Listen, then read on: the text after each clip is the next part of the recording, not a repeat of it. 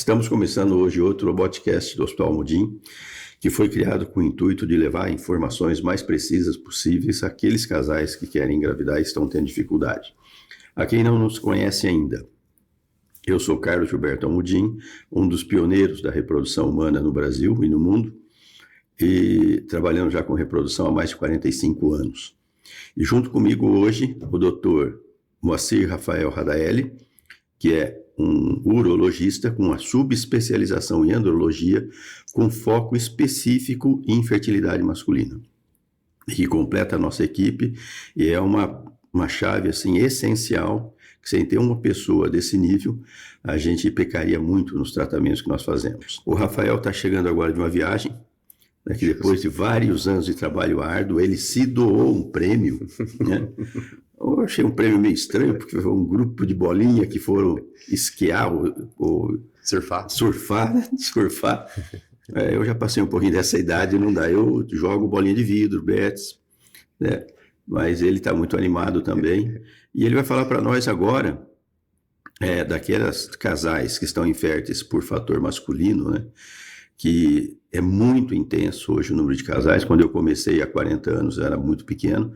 E isso vem aumentando de uma maneira muito assustadora. E a gente não está tendo dificuldade em entender por que os homens estão ficando com espermatozoides tão ruins, né? E o Dr. Rafael vai fazer um update disso para a gente, explicando por que e o que nós podemos fazer nesse tipo de caso. Tentar resumir, obviamente tentando trazer um breve resumo do assunto. É um assunto muito extenso.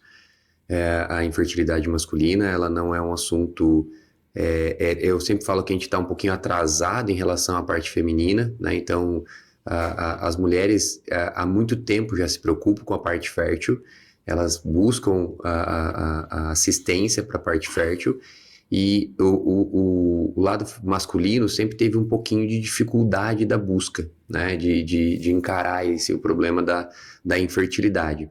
Mas, de fato, é que, principalmente nos últimos 50 anos, nós saímos de 10% das causas de infertilidade para praticamente metade das causas, né? Então, nós estamos em associação com as causas femininas, nós já somos 50% das causas, né? Então, houve uma mudança de padrão. O que se acredita, né, que possa ter acontecido? Não foi um evento isolado, foram vários eventos que trouxeram uma piora da qualidade seminal. E é bem isso mesmo, né? A gente até tem avaliado alguns casos, tudo, e antes a gente não tinha tantos casos masculinos quanto a gente tem hoje, né? E aqui na Mater Baby, inclusive, tem uma questão muito interessante, que foi até alvo de um outro podcast, de um outro grupo de São Paulo, que era justamente para questionar como que eu tinha conseguido, né,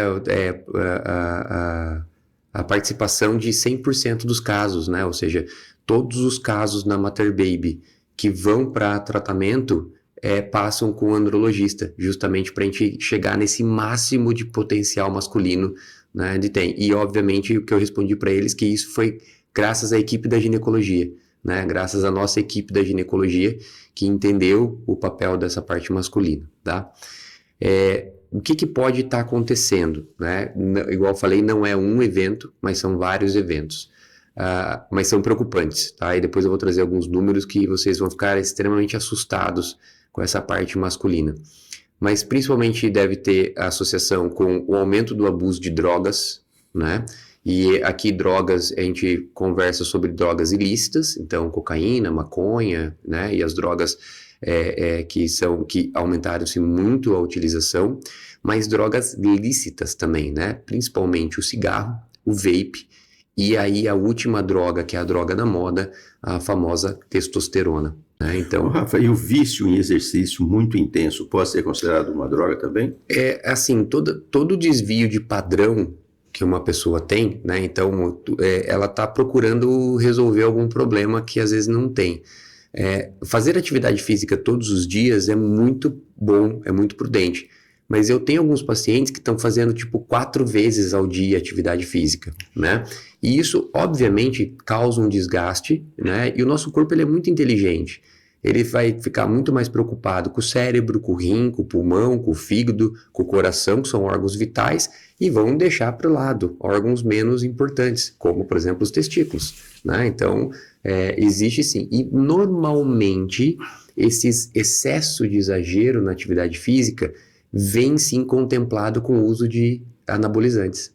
Então, esse que é o grande problema. Não só a atividade física, mas a busca pelo corpo perfeito, a busca pelo rendimento máximo, a busca pelo aumento de peso, né? Então, tudo isso vem associado geralmente com um abuso de testosterona, né? De maneira que, às vezes, prescrita pelo médico, mas, na grande maioria das vezes, compra-se no mercado informal, né? E hoje em dia também, eu estou reparando, eu não sei se isso é verdade, eu gostaria que você dissesse, mas, por exemplo, nós temos uma febre de ciclismo que começou há alguns anos, né? Uhum. Eu acho que tudo tem um bom senso. Eu tenho visto, por exemplo, pacientes meus, inclusive, né, que eles fazem ciclismo assim, 100 quilômetros numa semana, né? E com aquela roupa específica de ciclismo, né, e num clima quente como é o de Maringá, né? E isso também não tem tido alguma consequência? O ciclismo, ele é uma ótima atividade física, tá? Então, ela não é uma atividade física que traz algum dano para a próstata ou para os testículos, não causa, tá? Só que, bem, igual você falou, o exagero é um problema, né? Então, se você faz uma atividade muito intensa, muito abusiva, isso pode aumentar a temperatura nos testículos, ficar por um período muito grande com aumento de temperatura, e o aumento da temperatura por longos períodos causa, sim, um dano, né? E os melhores estudos que a gente tem em relação a isso são os estudos finlandeses, porque lá eles fazem muita sauna por muito tempo, e daí a gente começou a perceber um decréscimo em homens que faziam um tempo muito extenso de sauna, também, então provavelmente traga sim, né? Então, durante o período de tratamento e tudo, a gente sempre pede para que esses homens diminuam um pouco essa atividade. Mas o ciclismo, ele também vem bastante acompanhado com a questão da testosterona também, tá bom? Tanto que eu tenho um paciente que ele fala assim, eu sou um dos melhores ciclistas de todo o Paraná e todo o Sul, sem testosterona, né? Então, por quê? Porque tem também muita gente que acaba usando na busca desse potencial, porque o ciclismo depende da musculatura da perna, né? Que é a musculatura que gasta muita energia. Então, também existe essa questão do abuso. E também há o aumento de temperatura do testículo, né? Provocado por aquela roupa e pelo esforço, isso, né? O aumento da temperatura, todas as condições que aumentam a temperatura do testículo causam uma queda na produção, né? O testículo, ele tem uma curiosidade, ele funciona a 1 grau abaixo da temperatura do corpo. Por isso que no calor, a bolsa, ela relaxa para afastar o testículo, e depois, durante o inverno, ela contrai para aproximar, porque ele tem um controle de temperatura. Na hora que a gente expõe a atividades que a gente impede esse controle de temperatura de maneira adequada, acaba sendo ruim. 1 hora, 2 horas por dia, sei lá, não vai causar grandes danos, mas grandes mudanças pode sim trazer um dano ali para o testículo. Tá? E uma coisa interessante, quando eu comecei na década de 80, né? 100% das mulheres que vinham consultar vinham sem os maridos. Na realidade, o casal casava, ainda se fazia pré-nupcial, né? E o casal casava e por algum tempo sem ter nenhuma gravidez. Era muito comum o marido falar assim com a esposa, bem, vai lá no médico ver o que está acontecendo com você. Né? Então, isso foi mudando, né? Tanto é que a figura do andrologista nem existia, nem tinha, né? E isso começou a se piorar na década de 90, se intensificar muito nos anos 2000, né? Aí hoje nós já vemos que pelo menos, mesmo assim, 40% dos casais é que comparece os dois na primeira consulta. A maioria ainda vem sem a mulher, né? E eu comecei a me perguntar o porquê. O que está acontecendo, né? Aí eu comecei a prestar atenção numa coisa que eu queria que você me confirmasse ou me dissesse se eu estou no caminho certo. O tratamento, que quando você começa a procurar um médico, começa a ter um custo emocional, sem sombra de dúvida. Só que a mulher, o custo emocional dela é diferente do homem. A mulher não liga a gestação à sexualidade. Ela fica frustrada por não gestar, mas não em relação a sexo, né? Isso. E o homem, parece que ele já faz uma relação com a sexualidade, e eu tenho visto casos, inclusive, de maridos que durante o tratamento, a abordagem, ele tem dificuldade, às vezes, de colher um espermograma, começa a ter dificuldade de ereção, e às vezes começa a ter, fala assim, doutor, a minha vida está ficando meio ruim, a minha vida sexual tá horrível, né? Isso é verdade? Isso é completamente verdade. Totalmente verdade, você tem a impressão perfeita. Porque assim, ó, o homem, quando a infertilidade vem pro lado masculino, né, que ela cai no colo do homem, o homem começa com muitas dúvidas, né? Então ele já começa a confundir infertilidade com impotência sexual. Então a qualidade de vida sexual começa a diminuir. Junto com isso, tem algumas coisas um pouco piores. E tem uma delas que eu acho talvez uma das coisas mais difíceis do homem passar, que é o que eu chamo de insegurança matrimonial. Ele começa todos os homens que têm algum grau de infertilidade um pouco mais severo, todos eles chegam para as mulheres, pro amor da vida deles, e falam o seguinte: eu entendo se você me largar.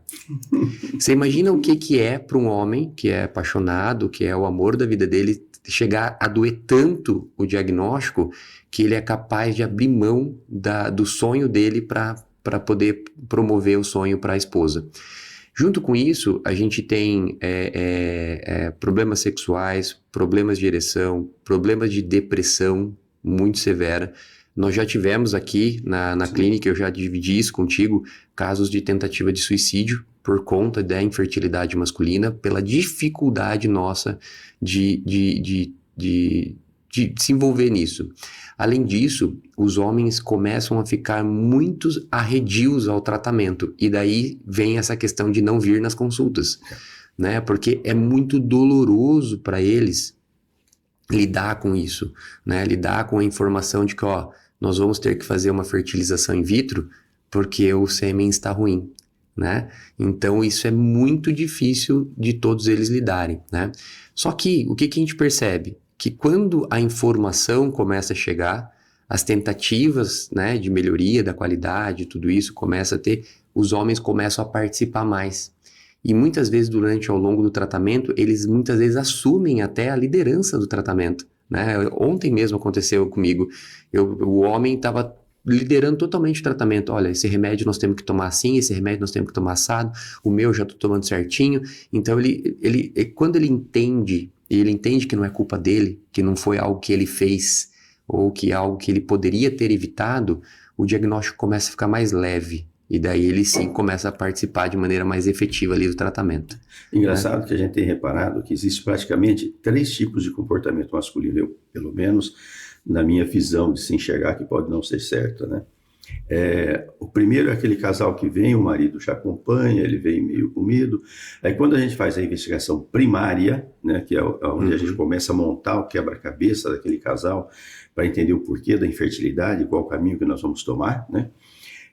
Já na investigação primária, que a gente faz os exames de viabilidade espermática, que dá certo, parece que tirou um tijolo de cima dele, né? Então ele fala assim: doutor, então quer dizer que eu estou bem, né?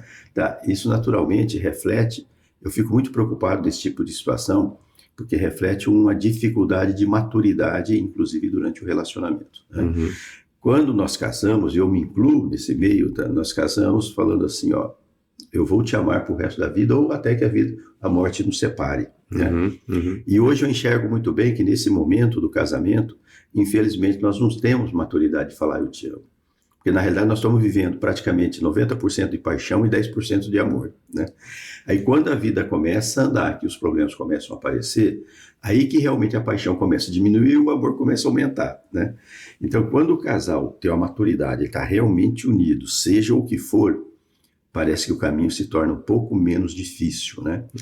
Mas quando eles não têm uma maturidade muito grande, uma fragilidade emocional, às vezes nós temos até que dar um tempo no tratamento para que eles se preparem emocionalmente para poder continuar, né? Isso eu já vi acontecer algumas vezes, né, aqui com a gente, né? E o marido, incrível, ele tem um papel preponderante, né?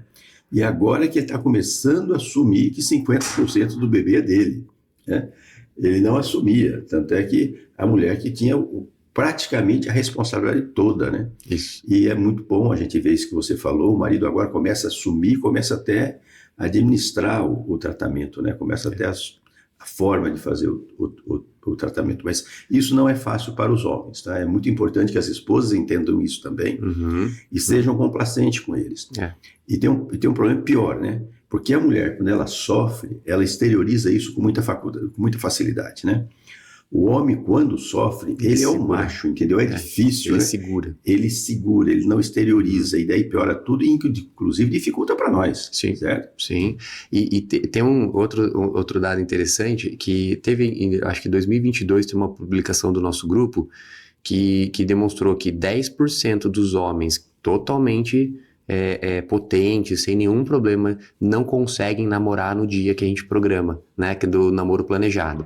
E esse 10%, ele é um número que, apesar de parecer pequeno, não é. Porque quando eu faço a pergunta para eles de que se foi fácil o namoro no dia correto, mais de 60% fala que a experiência não foi boa. Ou seja, a pressão da tentativa de engravidar, da tentativa de fazer, vem um pouquinho em cima dos homens, né? Que tem que funcionar, que tem que dar certo, que tem que ser naquele dia. Então eles têm muita dificuldade. Obviamente, a informação, né, e saber que as coisas estão certas, saber que a gente está trabalhando tudo, traz muito conforto para eles. Isso, inclusive, nos remete a um fato que nós tivemos, que foi, assim, extremamente estressante, curioso, mas maravilhoso quando aconteceu, né? Nós estávamos começando a desenvolver o protocolo de congelamento de óvulo, ainda não existia, era só de embriões. 2004, 2005, mais ou menos, né? 2004, 2005, por aí, né? Que a gente começou. E nós estávamos desenvolvendo esse protocolo de óvulo e nós estávamos muito interessados nele, porque pelo fato de nós não descartarmos embrião, nós não jogamos embrião fora, então nós sempre fertilizamos um número menor de ovos, nós nunca fertilizamos um número que vai dar sobra de ovos, né? Aí fomos fazer uma fertilização in vitro normal, não tinha nada para acontecer, estava na rotina, a mulher até não tinha muitos ovos, ela tinha 6 ou 7 ovos somente, e nós estávamos já congelando com eficiência embriões de camundongo e de coelho também, com um resultado muito bom, né? Mas não tínhamos feito nenhum humano ainda, né? Falei, esse negócio parece que vai dar certo, parece que vai funcionar, né? E daí aconteceu essa fertilização nesse dia, nós colhemos os óvulos. Então, normalmente a mulher vai para a sala de coleta de óvulos e o marido vai para a sala de coleta de sêmen, né? E nós colhemos os óvulos e nós temos em torno de 2 horas e meia para fazer o ICSI e fazer a fertilização. E o marido não saía da sala de coleta de sêmen, né? E começou a passar o tempo e nós começamos a ficar preocupados, né? E daí ele saiu envergonhado e tal, e falou assim, eu não consigo colher o sêmen. Aí nós ficamos numa situação horrível, porque ou nós fazíamos uma punção testicular para ele, mas não dava para fazer, porque ele já tinha se alimentado, então era difícil fazer com anestesia, e fazer com anestesia local seria muito sacrificante, ou nós jogaríamos os óvulos fora e nos prepararíamos de outra forma depois, né? Aí falamos assim, bom, já que não temos nada a perder, então eu queria que o senhor nos desse autorização para congelar os ovos da sua mulher, vai ser a primeira vez que nós vamos fazer isso, não temos como dar garantia que isso vai dar certo, nós estamos fazendo por causa de uma situação extremamente estressante, né? E por incrível que pareça, deu certo, e no dia seguinte, ele conseguiu colher o sêmen, nós congelamos o óvulo e ela engravidou. Né? Eu lembro desse caso. Você lembra desse caso, né? Então foi um caso extremamente estressante para todo mundo, né? E no final acabou provando que é o protocolo que usamos até hoje, congelamento de óvulos, né? E junto com essa dificuldade, um negócio que é interessante, que daí vem um número um pouco mais alarmante, que além das dificuldades que a gente tem, além dos problemas que a gente tem individual, está acontecendo uma redução drástica no potencial fértil dos homens. Só para você ter uma ideia, na década de 80, a média mundial de esperma dos homens era de 73 milhões por ml, tá? Então essa era uma média mundial, eram esses os valores que tinha, muito boa, né? Hoje nós estamos em 40 milhões, tá? E existem alguns trabalhos, alguns estudos que fazendo uma projeção, se isso continuar do jeito que está, em 2100 nós não teríamos mais espermas para fertilizar. Não. Então, você vê que cuidar dessa parte do potencial fértil do homem e reestabelecer é muito importante. Isso tem várias causas. Qualidade de vida piorou demais, estresse, alimentação, atividade física, cuidado com a saúde, né? Então, muitas medicações, muitas drogas, né? E voltando a incluir, entra aqui uma das drogas que é, quando utilizado de maneira errada, é a testosterona. Então, assim, tudo isso tem piorado. Então, assim, ou a gente realmente assume a andrologia, assume o problema dos homens e tenta melhorar, né? Hoje ainda nós estamos fazendo uma escala muito pequena, nós estamos fazendo uma escala de quem nos procura, mas a gente tem que fazer agora mudanças e as sociedades, né, brasileiras de reprodução assistida e a Sociedade Brasileira de Urologia tem já trabalhado em campanhas buscando a melhoria da saúde do homem de maneira integral. Entendeu? Mas são dados que nos preocupam. Outra coisa importante que eu queria que você esclarecesse para nós. Logo que eu comecei a minha carreira, né, no início dos anos 80, né, ainda a reprodução estava engatinhando, ela estava começando, né? Teve um caso enigmático numa outra cidade ainda que eu morava, onde um casal, assim, aparentemente muito bem sucedido, o homem era fazendeiro, uma situação econômica muito boa, né? Mas um casal de em torno de 50 anos, né? E, de repente, ele fez uma tentativa de suicídio, tá? E deu um tiro na têmpora, no ouvido, aliás, naquela época isso costumava dar no ouvido, né? A bala entrou, saiu pelo olho, ele ficou cego, mas ele não morreu. E depois, os amigos mais próximos, né, falaram, mas por que você foi fazer uma loucura dessa, né? Que absurdo, né? Ele falou, não, porque a minha mulher ainda é jovem, é bonita, e eu não consigo mais ter ereção, né? Nesse tempo ainda nós não tínhamos a medicação que nós temos hoje. Aí surgiu essas medicações que realmente diminuíram a taxa de suicídio de homens nessas faixas etárias, né?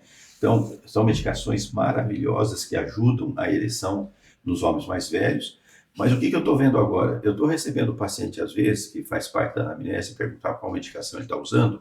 Pacientes jovens, de 25, 28, 30, entre 25 a 40 anos, sabe? E é comum eles estarem usando essa medicação, ou Viagra, ou alguma coisa.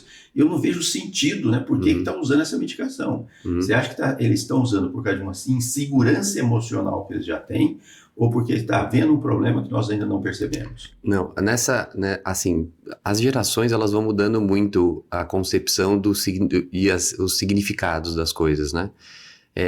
E claramente hoje existe uma pressão muito grande em cima dos homens jovens, né? Principalmente por performance, né? Por qualidade, por duração. Então, antes não tinha essa pressão tão grande de quantas vezes você ia namorar numa noite, quantas vezes você ia conseguir, qual é o tempo que você ia durar, né? E hoje eu vejo meninos de 15, 16 anos já com essa pressão imposta muitas vezes, né? Ou às vezes até situações onde os meninos às vezes não querem namorar, não querem ter uma relação com uma menina, mas acaba por pressão social tendo essa relação, mesmo não gostando delas, não sentindo atração física, nem química, nenhuma atração, acaba namorando pelo medo do que vai ser falado, né? Pelo medo do que vai acontecer nas redes sociais, né? De tudo isso. Então, essa geração, que são os meninos aí de 15 até 30 anos, né? É uma geração que eles estão muito pressionados sexualmente, né? E uma das maneiras de diminuir a pressão eu falo que é comprar o juiz, né? Você vai lá, compra o juiz, toma medicação. As medicações nessa idade, elas têm realmente um efeito muito melhor, muito mais tranquilo, porque eu não tenho problema, né? Sim. Né? Então, se você não tem o problema, já funciona normal. Imagina tirando esse viés. E eles usam, às vezes, dose. Hoje é o maior grupo que usa essas medicações. Mais do que os idosos. Mais do que os idosos. Mais do que os idosos, em questão até de dosagem, de necessidade, né? Então, é um uso inadequado da medicação, né? Porque você começa a ter um viés, e eu tenho pacientes jovens que não conseguem ter relação sexual sem o uso dos inibidores dessas medicações. Isso provavelmente por um dano emocional. Totalmente, porque não tem nenhuma resposta química que ele não vai conseguir ter, mas ele é incapaz ele se sente tão inseguro que ele acaba não usando. Então, aumentou muito, tem a ver muito com isso que você falou, é muita questão de insegurança. A gente não vê uma piora na qualidade de vida, uma piora na saúde dos homens relacionados a isso. É realmente parte de insegurança mesmo. Então o dano seria mais emocional, mas não físico. Emocional, né? Tranquilo. Então seria lícito falar que uma ou duas gerações atrás, os jovens eram emocionalmente muito mais fortes do que os homens de hoje. Eu não sei nem se emocionalmente mais fortes, mas menos pressionados. Menos pressionados. Menos pressionados, com certeza. Ou será que eles não se intimidavam?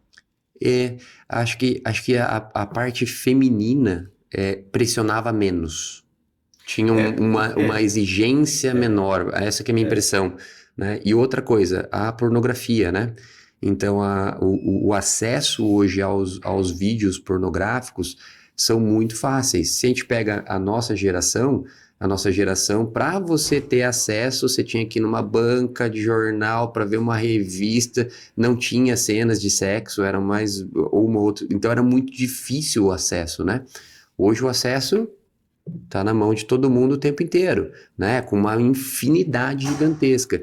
E por mais que seja tudo fake, tudo falso, né? Aquelas relações todas produzidas, composições, eles acreditam que aquilo é verdade. E que se você não fizer aquela posição do canguru perneta mascando chicletes, você não está tendo uma boa relação sexual, né? Então existe um aumento da pressão. Como tudo na medicina, normalmente, assim como a parte reprodutiva, é multifatorial. Então, o comportamento sexual, na minha impressão, ela piorou. Assim, né? Então, a parte da mulher, essa conversa que a mulher ela que manda, ela que faz, ela que não sei o que, aumentou muito a pressão nos homens. Aí os homens começaram a espanar, né? E daí, antes de espanar, tomo remédio, tomo isso, garanto isso, uso um monte de armamentos para tentar segurar como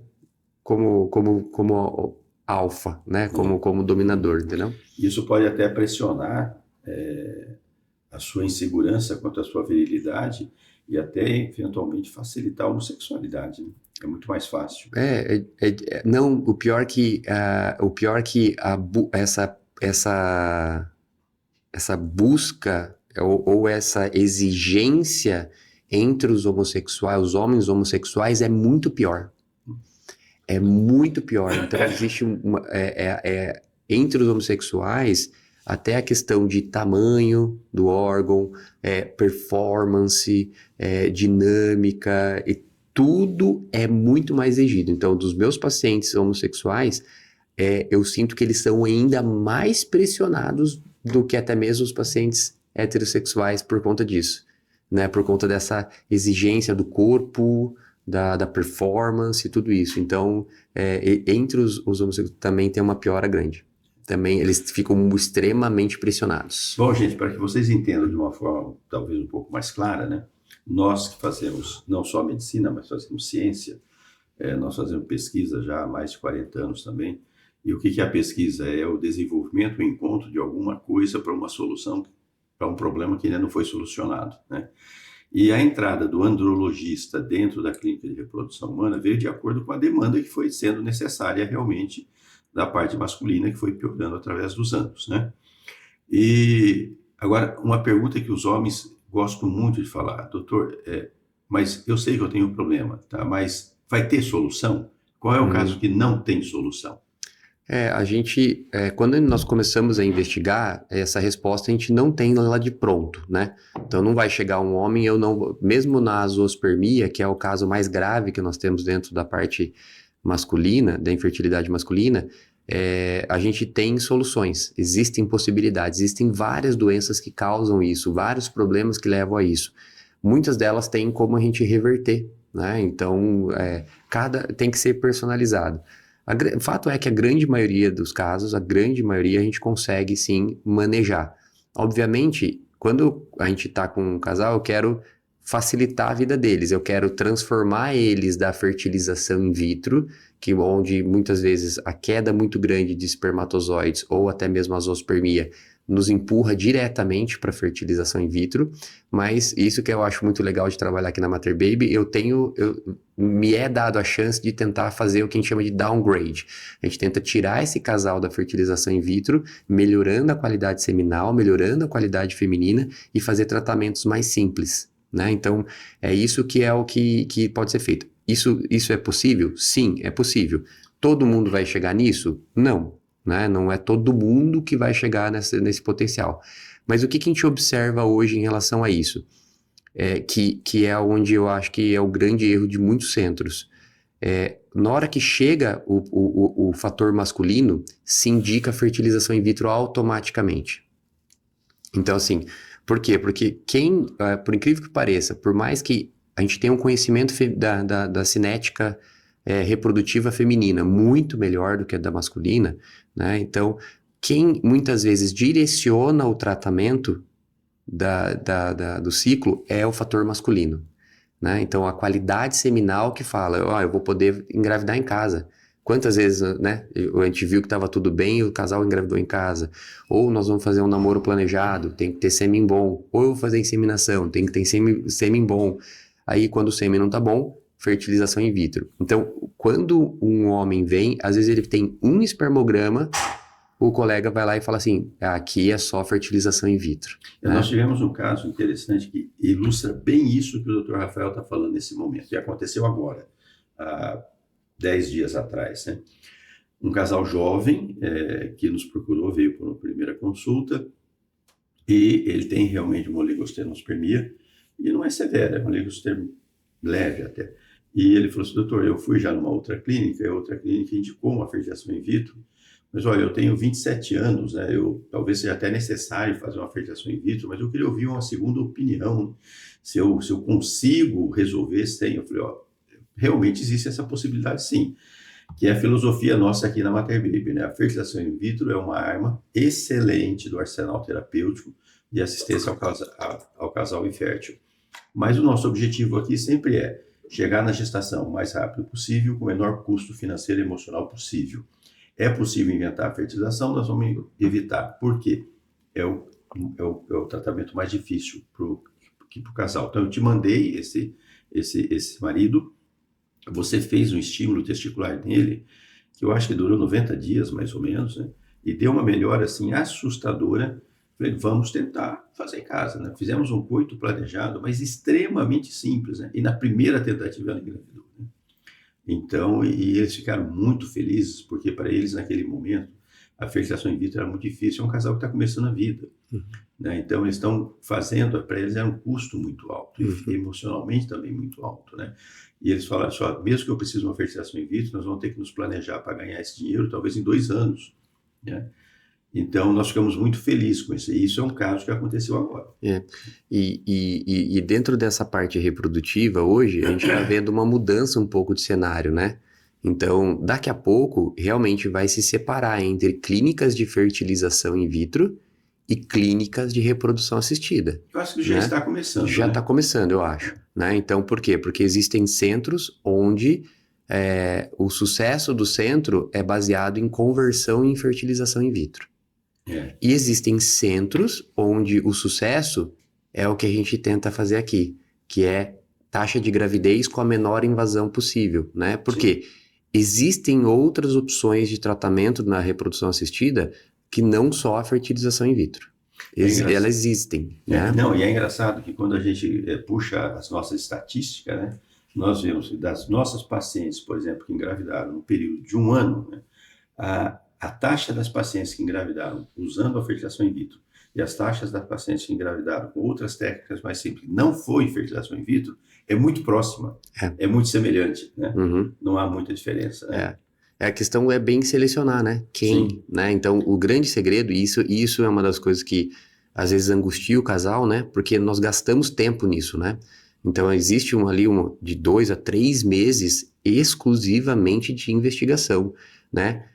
Nunca, ou situações muito extremas, digamos assim, que numa primeira consulta, numa segunda consulta, nós vamos indicar uma fertilização in vitro, né? Quando que isso acontece? Quando eu tenho uma obstrução tubária bilateral, que eu já sei que não tem como passar, ou eu tenho uma azospermia que não está tendo resposta, mas mesmo na azospermia a gente investiga, né? Então, basicamente, são poucas as situações onde você chega no médico e ele fala, o seu tratamento é fertilização in vitro, né? Sem uma investigação de 2, 3 meses, de uma elucidação do caso.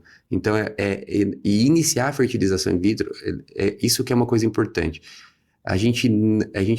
nenhum casal no mundo quer fazer uma fertilização in vitro. Sim, Eles querem um bebê. sim. A fertilização in vitro é só o caminho, que eles vão ter que até ter o bebê. Para ter o bebê, não é necessariamente só fazer a fertilização in vitro. Né? Nós precisamos estar na melhor condição possível, feminina e masculina, para que a fertilização in vitro dê certo. Como, por exemplo, essa personalização do tratamento que é uma coisa que nós não abrimos mão, né? Mas já fazemos isso há anos, né? Uma coisa que se tornou muito importante, por exemplo, nos últimos anos para cá também, né? Foi outra modificação, né? Foi a parte metabólica. Né? Nós não tínhamos preocupação nenhuma com a parte metabólica, né? Ninguém preocupava com isso. Como na década de 80 não se preocupava com o sêmen também, Sim. né? E hoje virou uma loucura. Então, a doutora Paula, que é a outra médica que faz parte da nossa equipe, fez uma subespecialização de pós-graduação na parte metabólica, né? Então, nós sempre investigamos a parte metabólica junto quando estamos nessa fase de personalizar o tratamento, né? E é engraçado que nós temos um número substancial, não é pequeno, que quando ela melhora a parte metabólica, antes que a gente vá escolher qual tipo de tratamento, a paciente já engravidou espontaneamente, né? Isso acontece quase todos os meses, né? Então, como que é importante fazer a personalização do tratamento, né? Os casais são diferentes, de classe social diferente, situação diferente, comida diferente. Hoje nós temos vegano, temos gente que não come não sei o quê, não come outra coisa, tem gente que faz exercício demais, tem gente que faz exercício de menos, né? Então, se você não criar essa personalização, fatalmente você vai acabar numa fertilização para todo mundo. Né? E é muito triste, porque a fertilização é um tratamento extremamente eficiente, é um tratamento, vamos dizer assim, de primeira linha, de alta complexidade, né? E de um custo emocional e financeiro muito grande para o casal. Né? Quando dá certo, a gente esquece tudo. Mas nas melhores clínicas do mundo, e nós estamos entre elas, né, vai conseguir em torno de 50%, no máximo 60% de taxa de gravidez, entendendo-se que, para nós, taxa de gravidez significa o casal levar um bebê saudável para casa. Isso. Né? A maioria das clínicas, quando elas revelam a taxa de gravidez deles, significa o beta-HCG da minha paciente deu positivo. Isso, mas o bebê não está. Mas e daí, o neném nasceu? Bom, não interessa que deu positivo. Não, para nós não interessa isso. Né? Muitas dessas pacientes abortaram, muitas tiveram gravidez química, né? Então, o que me interessa é eu sei quantas levaram o bebê para casa. Porque, voltando, né? Ninguém quer ficar grávida. Não é, eu fiquei grávida e fiquei feliz. Não, você quer o bebê. Não, eu quero o bebê. Eu quero bebê. Então você tem que entender o que quando aquele casal vem e senta na nossa frente, nós temos que entender o que é exatamente o que o Dr. Rafael está falando. Eles querem um bebê, tá? Então, doutor, como é que o senhor vai me ajudar a chegar no bebê? Entendeu? Então, qual é a tripulia que nós vamos fazer? Né? Se é namoro planejado, isso não importa. Eu quero o bebê. Eles querem levar o bebê. Né? Mas, a reprodução tem mudado muito ultimamente. Nós temos trabalhado muito intenso com várias linhas de pesquisa nesse momento, né? Tanto com o Dr. Rafael, a doutora Paula, a mim, o laboratório. Né? E nós vamos estar aqui periodicamente trazendo essas informações para vocês. E vocês vão poder acessar o nosso link, vão poder mandar suas questões também, tá? Ou para o nosso e-mail, recepção@materbaby.com.br, tá? Ou por nossas redes sociais. E numa próxima vez, se nós tivermos uma demanda de perguntas, nós vamos fazer uma apresentação só para responder essas perguntas. Legal, eu queria só deixar uma mensagem, Iba, porque assim, muitas vezes o homem nessa fase, né, que ele, da reprodução, muitas vezes ele acaba, né, a mulher procura primeiro, sempre a mulher que vem e tudo, mas o que é importante, e eu queria deixar esse recado, que é a paternidade, ela é também um sonho masculino. Ela também é um sonho do homem, né? Ele demora a admitir, mas é. Exatamente, né? Então ele não é menor do que da mulher. Ele não tem um sonho menor do que da mulher. O sonho é o mesmo, tá? O sofrimento é o mesmo, o envolvimento é o mesmo, né? Às vezes a dificuldade é de lidar com esses sentimentos, porque de maneira cultural, muitas vezes não nos é permitido esse envolvimento, né? Esse sofrimento, o chorar, o da dificuldade. Mas é muito evidente ao nível que os homens chegam para buscar a paternidade, né? Então, nos casos que a gente tem mais difícil, quando eles se submetem a procedimentos muito mais invasivos que as meninas, buscando a alternativa, a chance de ser pai, né? E como eu vivencio isso, nós dois, né, vivenciamos isso de maneira diária, né? É importante entender isso, né? Que as mulheres também entendam. O homem também tem o sonho de ser pai, E tá? por incrível que pareça, no casal, emocionalmente a mulher é mais forte. Ela é mais forte, mais sincera, ela deixa transparecer as emoções dela mais facilmente, né? É. Isso ficou muito claro no livro que nós fizemos, Vida de Tentantes, onde as mulheres falam, elas contam as histórias delas e contam a parte que elas não nos mostraram, né? Porque quando um casal chega no nosso consultório, senta na nossa mesa, eles começam a mostrar uma face, tá? E nós só enxergamos aquela face, né? Aquela face que ela passa em casa, na hora que ela entra em desespero, que ela chora sozinha às vezes, né?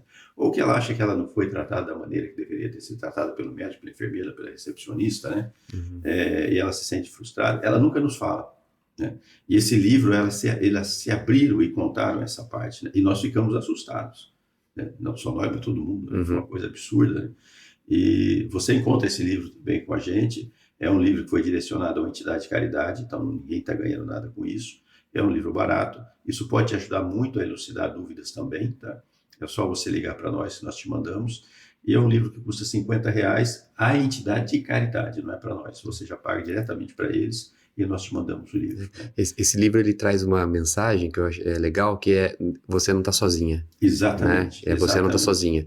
Tem muita gente passando, não é só você, não é só o seu sofrimento. Exatamente. E tem muita gente para te ajudar. E uma coisa muito importante, eu vivenciei essa situação ontem, né? Eu recebi um casal, onde já tentaram 3 fertilizações in vitro e não deu certo, e ela tem um problema endometrial bastante complicado, que vai dar para solucionar, mas precisa ter calma, porque leva às vezes 8 meses, 1 ano para solucionar, né? E eu estava notando a ansiedade que ela estava, né? E eu vi como ela ficou aliviada a hora que eu falei para ela assim, ó, eu nunca vou desistir de vocês. Então, fiquem tranquilas, eu não sei aonde que nós vamos parar, mas eu não vou desistir de vocês nunca. Né? Eu pude notar o alívio na face dela, entendeu? Que ela estava precisando ouvir isso daí, que ela estava se encontrando totalmente desamparada e não sabendo exatamente onde pegar. Uhum. Então, nós estaremos aqui constantemente com o melhor do nosso coração e do nosso trabalho, levando a vocês o melhor da informação e tentando abrir todos os canais possíveis para que vocês facilitem o acesso à informação. Venham nos conhecer. Venham conhecer o Dr. Rafael, que é uma pessoa maravilhosa, além de médico, né? É como se fosse meu filho, né? E ele está brilhantando a nossa equipe também. E a parte masculina, realmente, eu ouço dizer que talvez ele seja um dos melhores, pelo menos que do Brasil. O Rafael, ele tem essa sensibilidade emocional que com os maridos, né? Que é muito maior do que com as mulheres, tá? E é muito mais difícil. E ele consegue falar a mensagem que o marido precisa ouvir melhor do que nós que estamos acostumados a falar com as mulheres, né? Então é uma peça realmente essencial. Você quer completar alguma coisa para encerrar? Queria agradecer a oportunidade de estar falando sobre esse assunto. Ele realmente é um assunto, apesar de ter iniciado junto, né, com a parte feminina, porque nunca houve reprodução sem o lado masculino, ele está voltando à tona, né, nos últimos 10 anos, né? E agradecer muito a Mater Baby, porque a Mater Baby Maringá, ela possibilita isso. Ela é um case de sucesso na abordagem do homem no Brasil, né? Então talvez a gente seja o único centro de reprodução onde 100% dos homens têm atenção integral.